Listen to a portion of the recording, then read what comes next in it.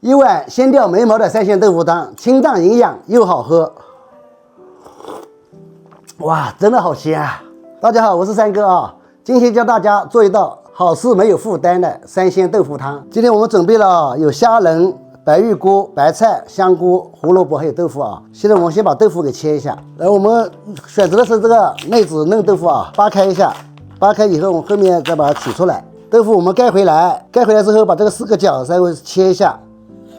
像取这个豆腐的话，你们把边上气孔切开以后啊，直接用刀拍几下，像这样拍几下以后就直接可以取下来了啊。像这样取下来，它是豆腐是很完整的。现在我们把豆腐切成块，从中间先劈一刀，再改一下刀，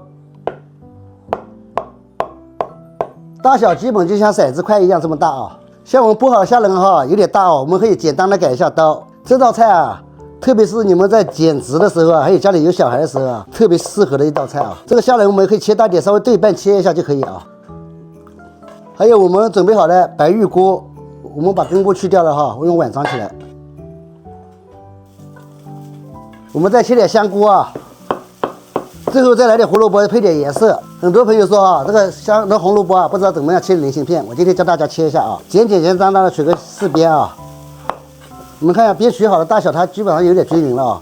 我们再来把它切个菱形刀，像我这样片刀，你们不习惯的话，你就是拿这样切。你们看一下，这样切起来是不是比较均匀？像这样切好以后，我们再切成片。我们食材都准备好了，锅中先烧油啊。我们油热下入鸡蛋啊，30个鸡蛋，30个鸡蛋一起煎了啊。我们放个面，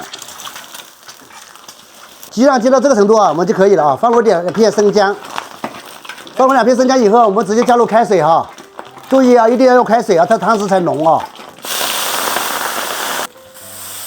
你们看一下啊，我们这个加入热水的鸡蛋哈，它里面汤汁是很浓郁的啊。第一步，我们先下入虾仁哈，为什么虾仁先下呢？主要它是鲜味从这个虾仁里面取啊。第二步，我们再接着下豆腐啊，那个虾仁和豆腐都下了，我们现在把这个菌菇啊、萝卜啊一起下去。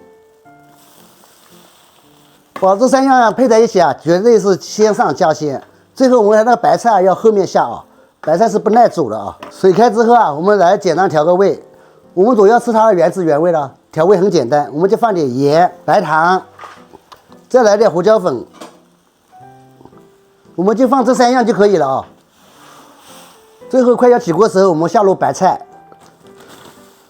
你们看一下这个白菜啊，后面下入的话，等下捞起来的时候清清脆脆的啊，很爽的啊。我们自己烧的汤啊，满满都是料啊。现在好了，我们马上起锅，撒入一把迷你小葱花。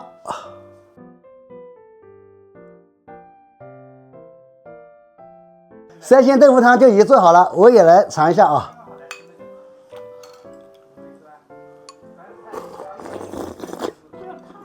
哇，真的太鲜了！来，表嫂，来喝点，真的很好喝，真好喝。我感觉这样的那个汤哈，月都非常适合喝，特别是小孩子、婴幼儿哈，这开始吃饭的时候真的是很适合的，我都忍不住要多喝几碗。而且做法非常简单，你们在家里也做起来吧。